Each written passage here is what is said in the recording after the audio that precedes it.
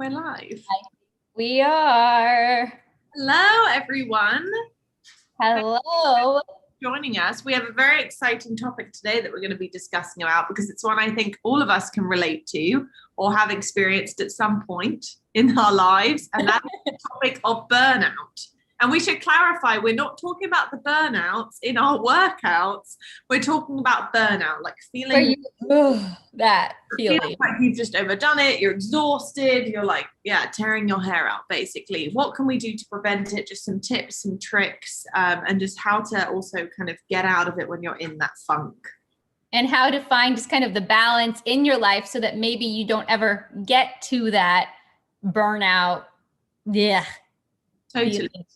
I love it. So I do want to just preface saying I think something that's really, really important is just knowing you as an individual. And I think one of the keys to avoiding burnout and preventing it is knowing your breaking point. So being in tune with your body each and every day and recognizing when it's starting to get a little too much. Because I think if you can stop it at that point, you don't even have to listen to this conversation. You're not going to have to deal with it. So I think knowing your body and your breaking point, and when you do start to feel like you are kind of on the verge of getting a little bit overwhelmed, a little bit burnt out, taking an immediate step back and saying, okay, maybe I need to take the rest of the day off work. Maybe I need to go for a really slow, long walk. Maybe I need to go and do a nice relaxing yoga session, whatever it is that works for you, kind of recognizing that early. So I wanted to just jump in there before we go into kind of tips and tricks for finding balance in general. I think that's great. And one thing I would add to that is if you're new to one of our programs or new to any program, one of the biggest pitfalls is thinking we talk about this all the time, but you have to do everything at once. Yeah. And then that is a very quick and easy trigger to create this burnout. And I know Dr. Johnny recently did a video on MMC talking about creating new habits. And one of the things that I loved, MMC, for those of you who aren't familiar with, is our Metabolic Mastery Club. And this is Dr. Johnny Bowden. But one of the things I really loved that he said was just adding one new thing at a time and getting used to it so that you don't have that burnout possibility. So you don't have to do everything at once. You can layer it in. Yeah, I think that's amazing advice, especially for those starting new or even those, who have been following something for a while and again are starting to recognize these signs of burnout. Don't feel like in order to be successful, you have to do everything. And if you don't do everything or don't work out every day or don't follow the nutrition plan to an exact T, that you're a failure. It's not about that at all. It's again about listening to your body, baby steps at a time, and finding what works for you. So I love that advice. I think that's wonderful. So I'm curious, Bella, so I know I have been a victim of burnout. I have suffered. What do you do? So we can talk about how to listen to your body and not get there, but we all know at some point we all are guilty of getting there, right? Like we do something too much. We push ourselves. We try to layer in too many things because we want to do everything and be everything. Yeah.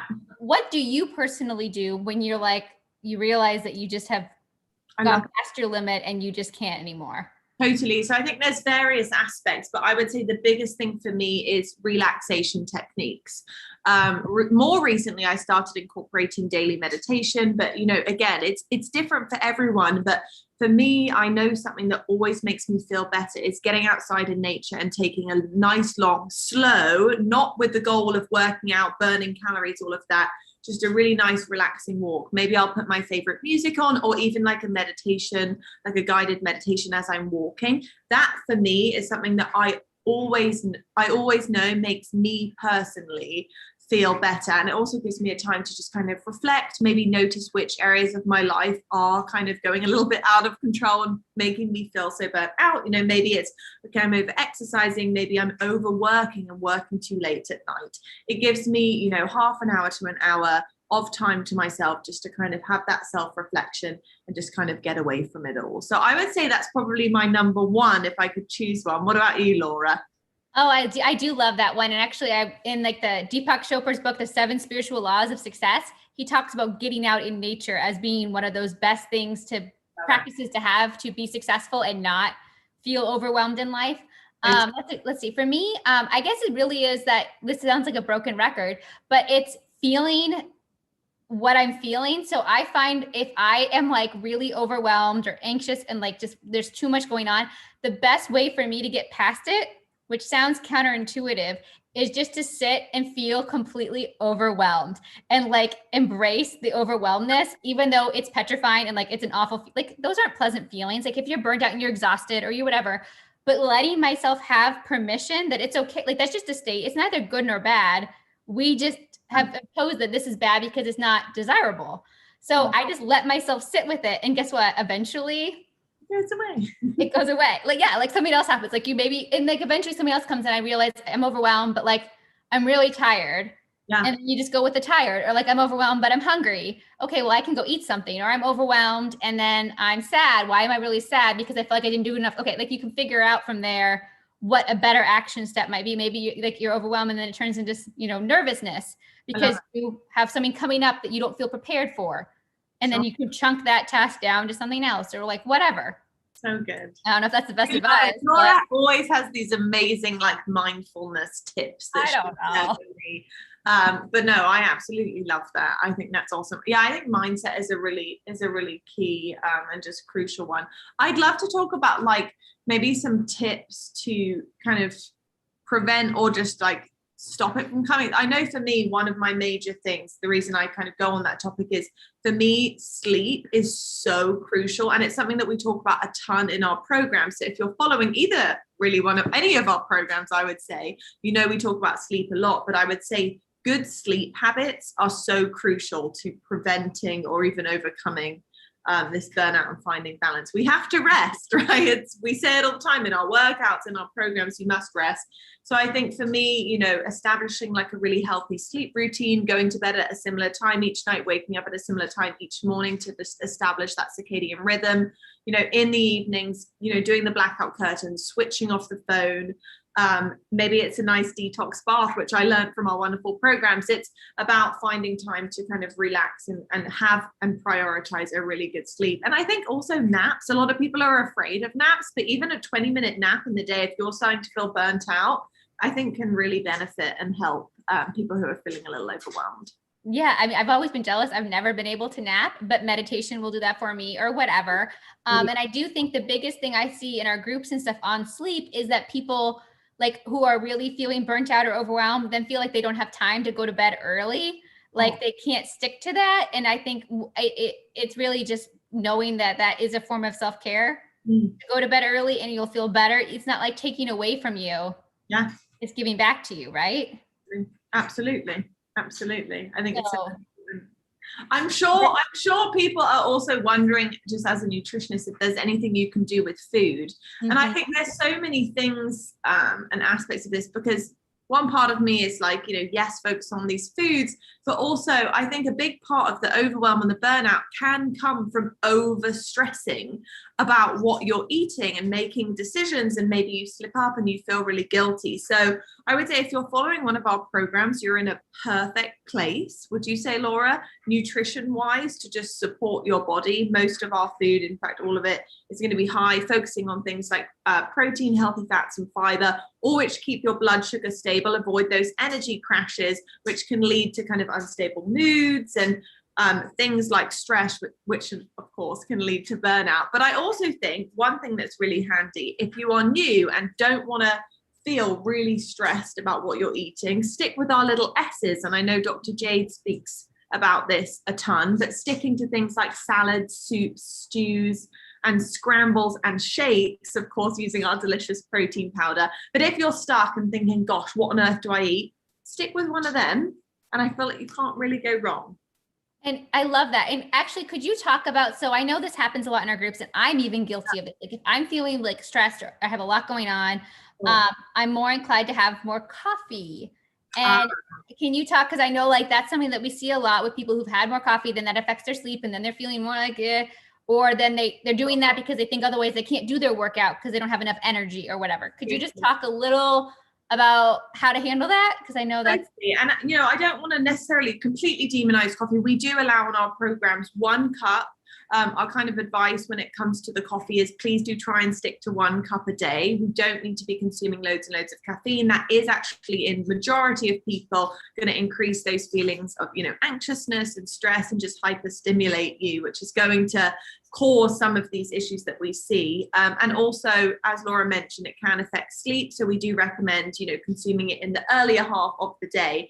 But I will say, from my personal experience and just from working with clients, I do see that if you prioritize your nutrition and you aren't, eating foods high in refined carbohydrates and ton of sugar, you will have more kind of consistent, steady energy throughout the day, rather than, say, if you eat a Mars bar, for example, or some sort of candy bar, you might feel really energetic for 20 or 30 minutes, but then you probably will notice, if you're someone who eats sugar regularly, you then kind of have this crash, and that's when you're like, oh, I need to reach for the coffee, I feel unmotivated, I feel sluggish, and that's kind of what this sugar is going to do to your blood sugar levels. So if you start your day with something like a shake or a scramble, using our little S's, things that are protein rich, it's going to just set you up nicely, kind of low, slow energy throughout the day, rather than these crazy levels. And just honestly, like I said, if you are following our programs or interested in our programs, it's a really